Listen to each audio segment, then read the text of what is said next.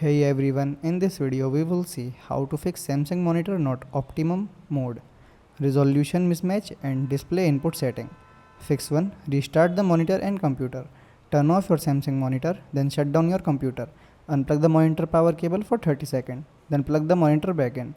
Turn on the monitor first, then start your computer. Second fix is set the correct screen resolution. Start your computer in safe mode, then if the screen is unreadable, right click on the desktop and select display setting. Scroll to display resolution, then choose the monitor's recommendation resolution. Then click keep changes. Restart your computer. Third one is change the refresh rate. Open display setting, then click advanced display. Select your Samsung monitor, then choose the recommended refresh rate.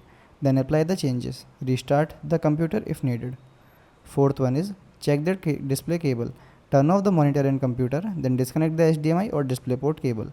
Check for dent or damage. Then reconnect the cable securely. Try a different cable if available. Turn both devices back on. Fifth one is select the correct input source. Press the menu or source button on the monitor, then open the input source menu. Select the correct input like HDMI, DisplayPort, DVI or VGA, then confirm the selection.